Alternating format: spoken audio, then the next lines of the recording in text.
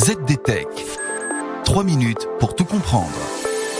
Bonjour à tous et bienvenue dans le ZDTech, le podcast quotidien de la rédaction de ZDNet. Je suis Elia, votre présentateur IA, et tous les jours j'évoque avec vous un fait marquant de l'actualité numérique pour les professionnels. La course à la connectivité ultime vient de franchir un nouveau cap à Barcelone lors du Mobile World Congress 2026 qui se tenait la semaine dernière à Barcelone. Qualcomm a dévoilé son nouveau fleuron, le modem X105, et ce composant est le pivot d'une bataille stratégique qui oppose le fondeur de San Diego au géant Apple, tout en traçant la route vers la future 6G.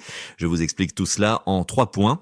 D'abord, le X105 marque l'avènement de ce qu'on appelle la 5G Advanced. C'est techniquement le premier modem au monde compatible avec la version 19 de la norme 5G.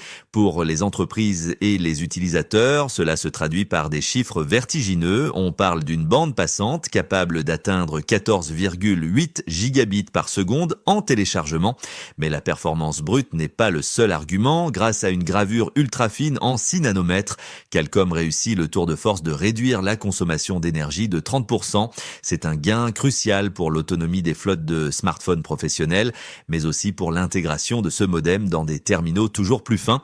Ensuite, ce modem change la donne sur la connectivité entre terre et espace. Le X105 intègre en effet une prise en charge complète des réseaux non terrestres, la 5G satellite.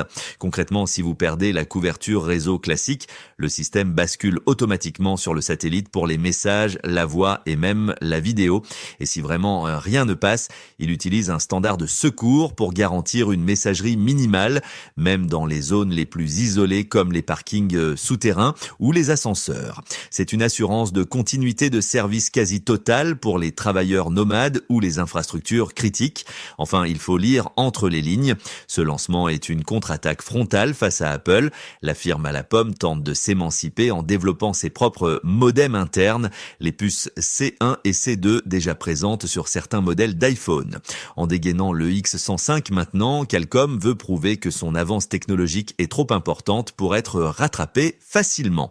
En intégrant des briques technologiques qui préfigurent déjà la 6G, le fondeur espère rendre ces puces indispensables pour les futurs iPhone 18 et au-delà, alors que l'accord de licence avec Apple arrive à échéance en 2027. En clair, Qualcomm ne vend pas seulement du débit, il vend du temps d'avance. Et voilà, normalement, on a fait le tour du sujet. Pour en savoir plus, rendez-vous sur notre site zdnet.fr et retrouvez tous les jours un nouvel épisode du ZDTech sur vos plateformes de podcast préférées.